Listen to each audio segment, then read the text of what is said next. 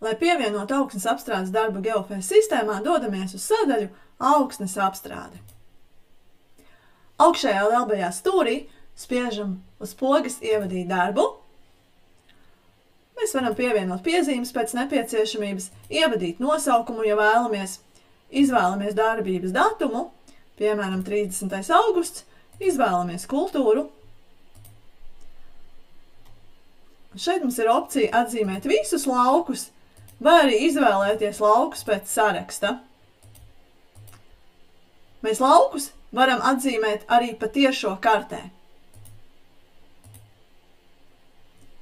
Labajā augšējā stūrī spiežam uz pogas tālāk un izvēlamies veicamo darbu, piemēram, diskošana. Ievedām cenu, bet cenu var atstāt arī 0, ja nevēlamies norādīt. Es ievadīšu 25 eiro. Kopā sistēma aprēķina izmaksas, un labajā augšējā stūrītī mēs darbu varam plānot vai pabeigt. Ja mēs spiežam pogu pabeigt, tad mēs fiksējam jau pabeigtos darbus, bet es spiedīšu pogu plānot. Lūk, mēs redzam, ka plānoto darbu sarakstā mums ir viens darbs, un viens darbs jau ir bijis pabeigts. Tātad mēs esam ieplānojuši diskošanas darbu ziemas rapsim ar kopējo platību 11,03 hektāri, cena eiro hektārā, kopā ir sarēķināta summa, diskošanas datums un status ir plānots. Lai šo darbu pabeigtu, jāklikšķina uz pogas pabeigt uzdevumu, bet mēs varam pabeigt darbus arī atsevišķiem laukiem, dažādās dienās. Tātad, šeit es redzu visu sarakstu, cik tad laukiem man ir plānota diskošana, un pieņemsim, ka laukam šķība 2.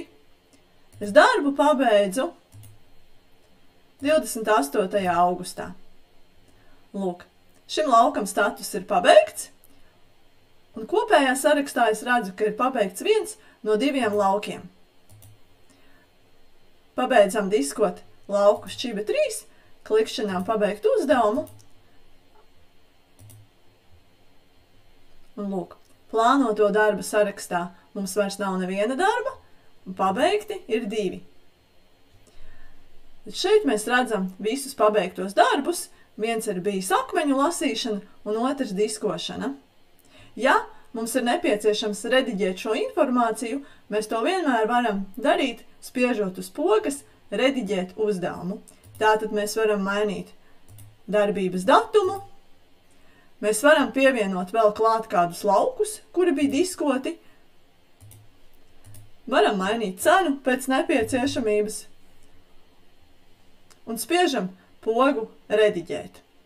Ja darba uzdevumu mums ir nepieciešams izdrukāt, piemēram, darbiniekam, tad mēs spiežam pogu lejuplādēt, ievedām nosaukumu, tātad diskošana,